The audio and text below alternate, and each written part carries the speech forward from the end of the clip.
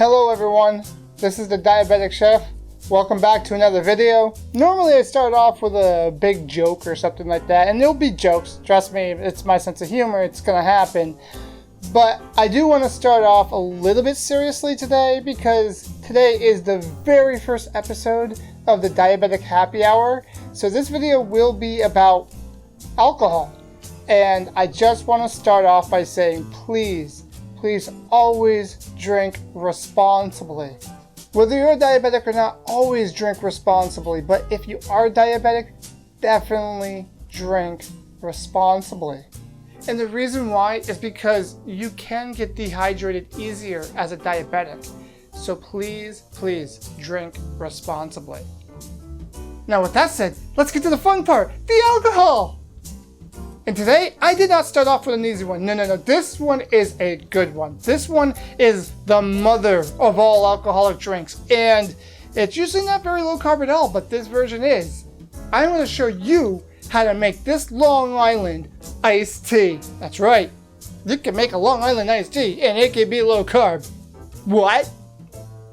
Long Island iced teas are known for being very alcoholic, yeah, you're not going to remember tomorrow if you drink like 10 of them alcoholic, so don't drink like 10 of them, please don't do that.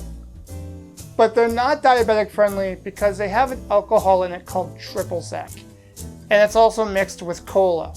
Not a lot of cola, so I don't think a lot of the carbs are coming from the cola, but the triple sec, that's the problem. So how do you make a Long Island iced tea without triple sec?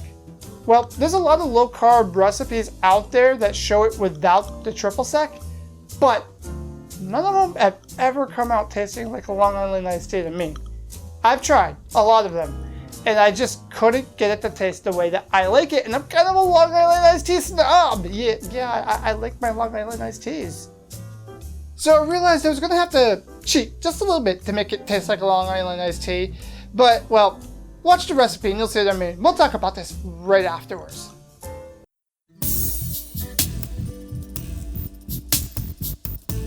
Here's the ingredients we're going to need. Tequila, vodka, gin, rum, orange extract, lime juice, and stevia. You're also going to use a Diet Cola for a splash of color.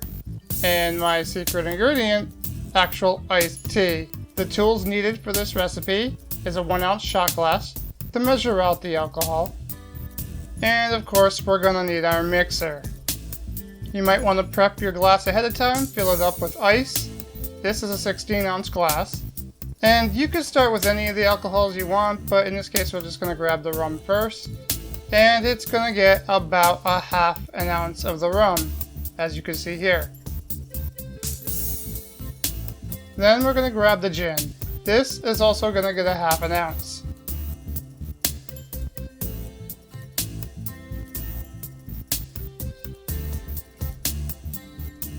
Now, time for our vodka. As you probably have guessed by now, it's going to get about a half an ounce. Now, obviously, if you want this drink to be a little stiffer, well, then just add a little bit more of each alcohol. With the tequila, I like to add a little bit more than the rest of the alcohols because the tequila is really what brings out that bitter flavor in the Long Island iced tea. So I put in just under 3/4 of an ounce. Now we're going to move over to our non-alcoholic ingredients, starting with the lime juice. It doesn't get that much, it gets less than 1/4 ounce. Now the same is going to be done with the orange extract. It's going to get about 1/4 of an ounce or a little less. This is replacing the triple sec. And now for the secret ingredient, the iced tea. Yes, I know there is no actual iced tea inside of a Long Island iced tea, but, well, again, I'm going to explain this after the recipe, so stay tuned afterwards, and I'll tell you why I add actual tea in. This is going to get 4 ounces. I like to add in about 1 ounce of water. This will just help take the bite off that iced tea taste a little bit. And now we're going to sweeten it. I personally use 2 packs of stevia, though you don't have to use 2 packs if you don't want to. It really does depend on how sweet you want this to be and how bitter you want it to be. So that's it for the ingredients. Time to shake this thing up.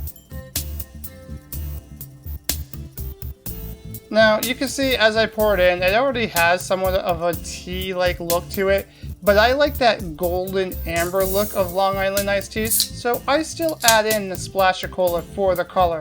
This isn't really for the flavor, this is just to give it that amber color. Now I'm just going to use this chopstick that I had off to the side, just mix it up a little bit, and voila, we have our Long Island iced tea. So that is how you make this low-carb Long Island iced tea. And I know people are going to think, you can't put real tea in the Long Island iced tea. That's not how it's made. Yeah, but again, all of the low-carb recipes that I have tried without triple sec have never come out tasting like a Long Island iced tea. So I did what I had to do to make it taste like a Long Island iced tea. Oh, and that tastes like a Long Island iced tea. And that's not me doing a taste test. That's just me going, oh my God, this is so good. Here's the thing. Adding tea to this is actually a detriment to it, because if you add too much tea and you don't do it right, it's just going to taste like a twisted tea instead of a Long Island iced tea. So that is why I said you could add a little bit of water, like an ounce of water to it, because it does dial down the tea a little bit. And ultimately, the gin, and especially the tequila, is going to give you that bitter taste. Now, when it comes to sweetening it, that is up to you. I like to use 2 stevias, but you might use 1 and you might use none if you really just like it bitter. But again, all I'm looking for is for it to actually taste like a Long Island iced tea. And I am a Long Island iced tea snob. I am telling you, this is no joke. It has been my alcoholic drink of choice for about the past 20 years. Yeah, I'm a lush, okay? I like my alcohol, don't judge me. Oh yeah, that is the stuff. So I hope you enjoyed this recipe. Again, please drink responsibly. Just because it's low carb doesn't mean it can't hurt you. It might not affect your blood sugar, but it can cause other issues, especially with dehydration.